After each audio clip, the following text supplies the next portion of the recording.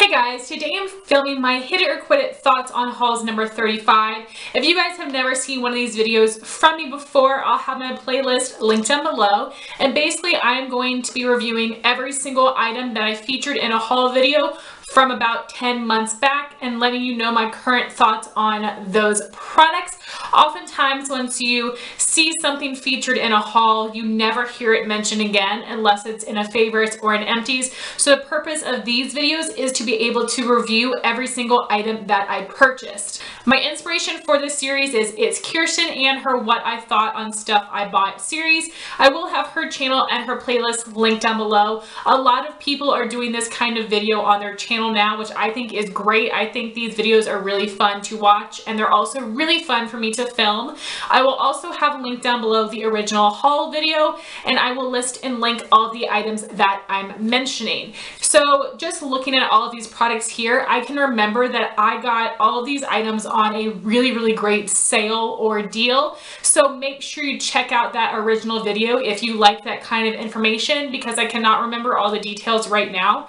So first I have 4 things from Colourpop. I have one of the Super Shock shadows in the shade Cricket, which is a metallic finish.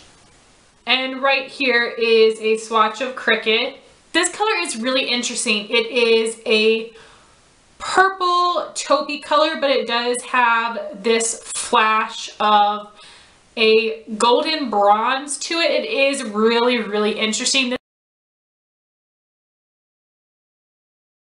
Cricket is a shade that was released in their very first fall collection, I do believe, but it is one of the permanent shades. I absolutely love this color. I think it's really pretty. I did create a look using this eyeshadow along with the Balm Meat Matrimony palette. I'll have that tutorial linked up here so you can see how I created that look. It's just a really pretty purple look and I absolutely love it. This is a really great way to wear purple eyeshadows and also darker, more smoky eyeshadows. It's a nice wearable option if you're looking for either of those. I really do like this shadow. I love the Super Shock shadow formula, and I don't love the metallic finishes, but this one does not have a lot of glitter and it performs really similarly to a pearlized, so I definitely recommend that. Next I have the Colourpop Matte X Lippie Stick in the shade Cami, and right there is a swatch of Colourpop Cami.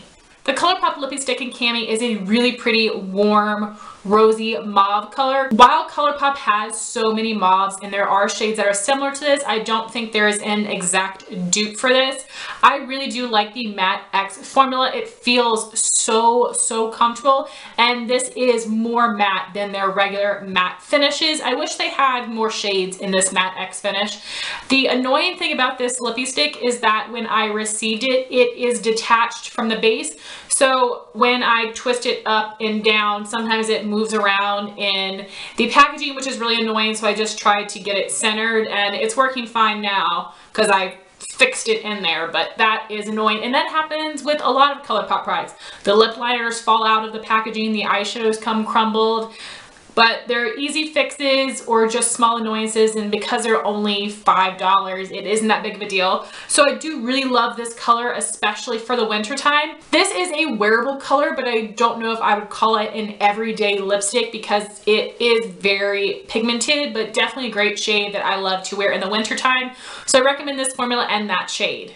And my last 2 Colourpop products were part of some collection from Kathleen. These are 2 of her Ultra Satin lips. She released Alyssa in November and then also a shade called 0.0, which is more of that gray tan color that I don't particularly love on my skin tone, so I chose to get the other 2 shades. So here's a swatch of Alyssa, which is a light pink, and here's a swatch of November, which is more of a pinky coral terracotta color. I love the Ultra Satin Lip formula. I think it is super pigmented, very comfortable, also really long wearing, but it does transfer. I way prefer this over the Ultra Matte Lip formula. These colors are really pretty. I don't reach for them a ton because I don't quite know what season to put them in. So of course you don't have to wear a certain makeup product during a certain season, but that's kind of the way I go through my makeup. So I do seasonal makeup must-have videos. I break those things down into 3 months of monthly makeup baskets to make sure I'm using everything in my collection. And then I have colors like these where I'm just not sure where they fall. So please leave me some recommendations of what season you think these colors would look good in. I'm definitely thinking that I could wear these as either summer colors or fall colors, and they aren't going to be maybe as orange or brown or nude as a fall color, but I think they could work nice for that. So let me know your thoughts on that. And I do have a couple pictures of me wearing these that I will insert.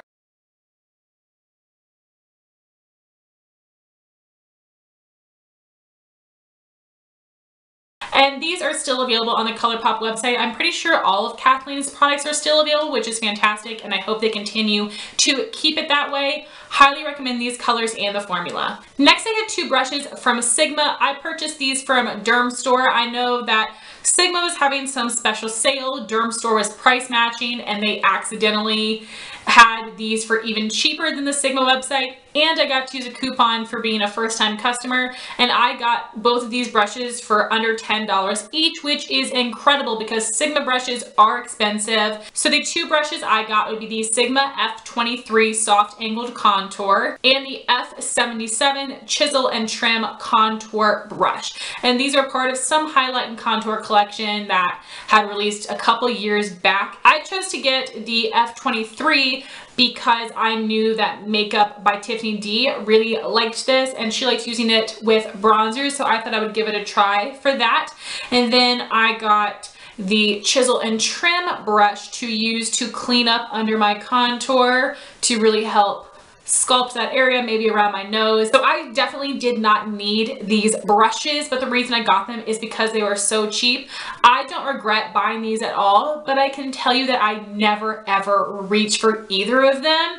Now this F23 Soft Angled Contour Brush, I love the shape of this. I love the density of this. It would be great for applying bronzer in the hollow of your cheek, around the sides of your forehead. It is great for that, but because I am so fair, this deposits a little bit too much color for me, which is why I love using a stippling brush to apply my bronzer. So if you have a more medium skin tone, tan skin tone, I think that you would really like this brush if you want some nice pigmented bronzer on your skin.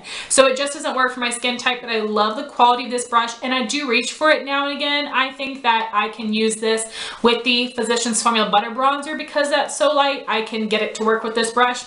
Good brush, but like I said, just doesn't work well with bronzer for my skin tone. And then this F77 works just fine, but I am so over the baking thing. I tried it for a little bit and it's just a waste of time for me. It's not necessary. So I never use this brush to go up and clean up under my contour. Maybe I should try to start doing that. So I don't use either of these brushes on even a semi-regular basis. So I don't think these are essentials, but I'm really happy that I have them because I got them for such a great deal. And then I have some things from Ulta. You guys know how much I love Ulta. So first I had purchased the Lorac Take a Brow Kit in the shade Blonde.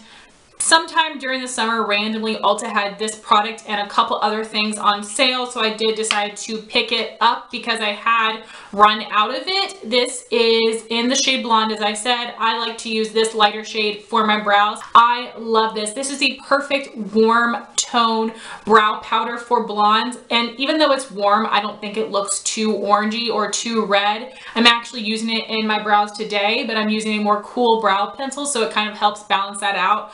I think the formula of these brow powders are amazing. So it comes with 2 different brow powder shades and then the wax. The wax is really sticky, so I don't tend to use that, and I don't use a darker shade because it's too dark for me, but that light shade is fantastic. So unfortunately, this is a discontinued product, but All of the shades are still available on the Lorac website in their sales section for $11, and they always have free shipping. So I'm thinking that I might want a backup of this because I'm so impressed with the formula. Very, very pigmented. It does not go on patchy at all. One of the best brow powders I've ever used. And then I got a couple drugstore brow staples. So I got the NYX Micro Brow Pencil in the shade Taupe. This is my #1 Holy Grail eyebrow pencil. I love this color. This has a really nice, fine, precise tip.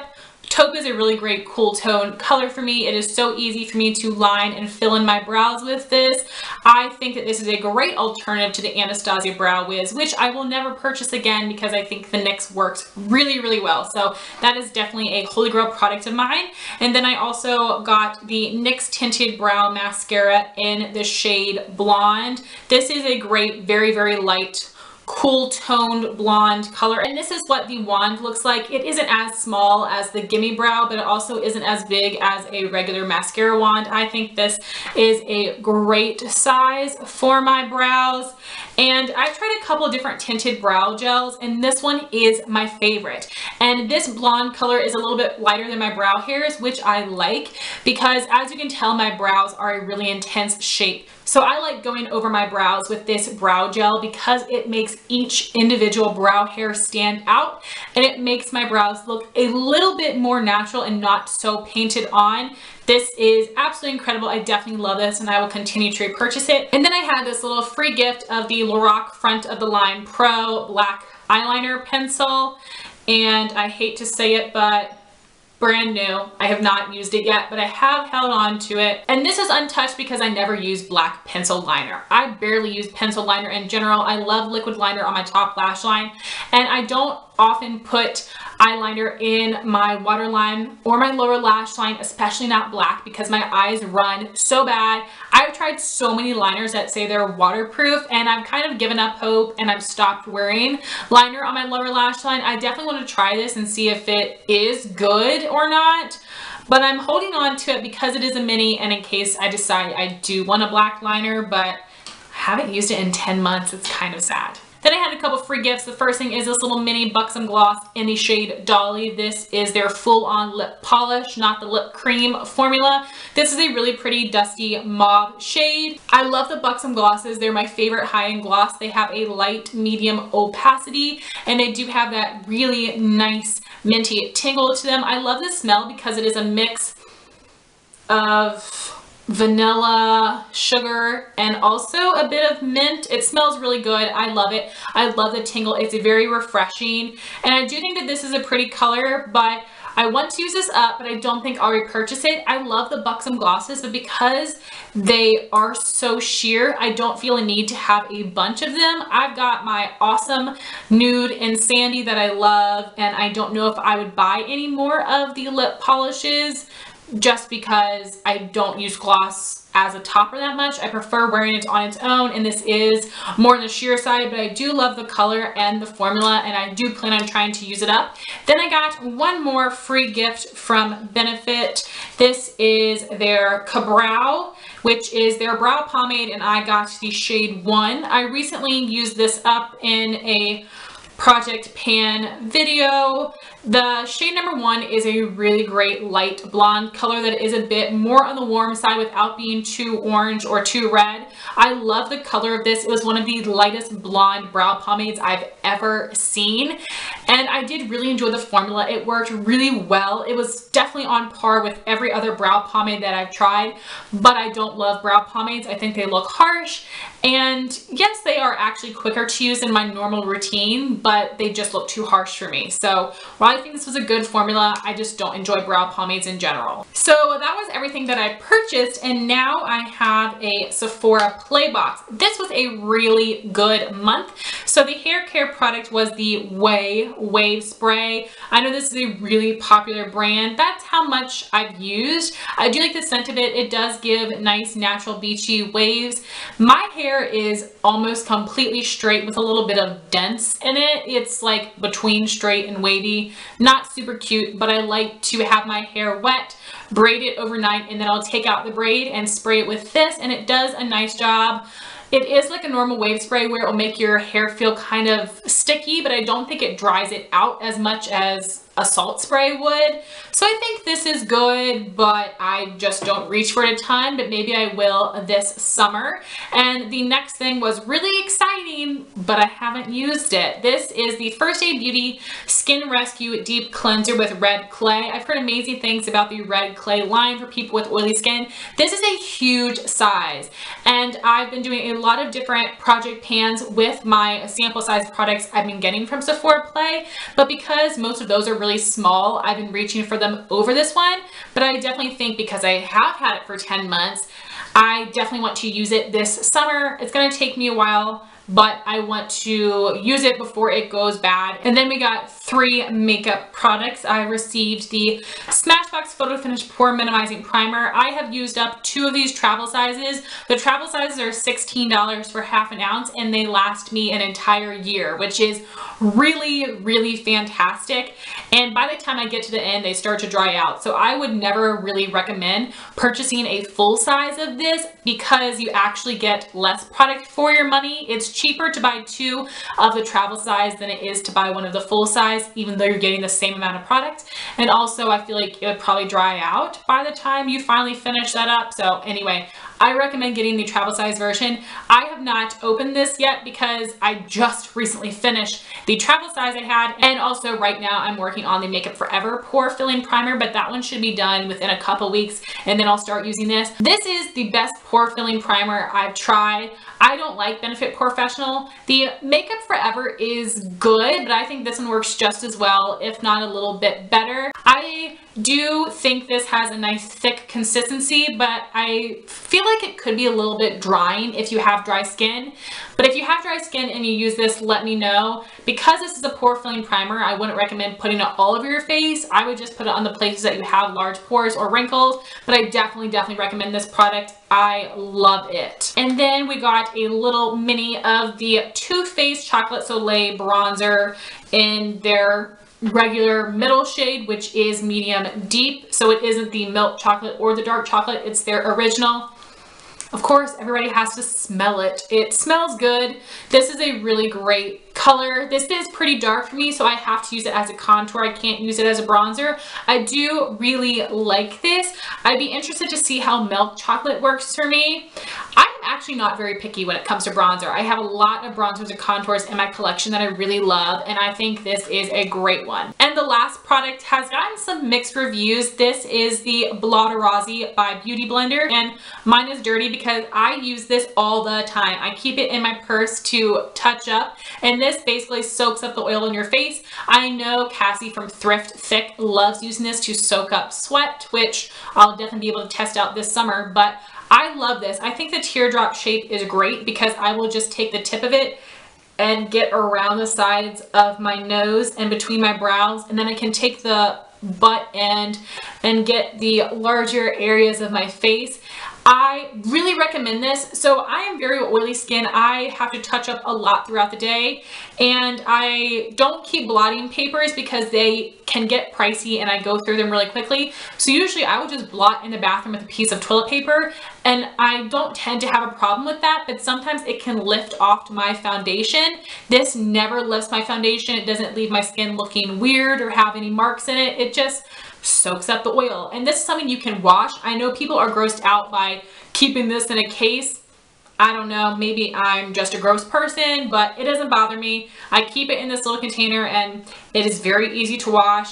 I don't think that I would go out and purchase it on my own, but I'm really glad that I received this, and I actually do use it quite a bit. I think that this actually does work. And then the last thing I had featured in this haul was something I had gotten from Influencer. It was the Hourglass Vanish Seamless Foundation Stick in the shade Linen, and also the brush that goes along with it. I do have a first impression and follow-up on the foundation. I'll have that linked up here. I did end up passing it along to my friend Lauren May Beauty because she has a little bit more color than me.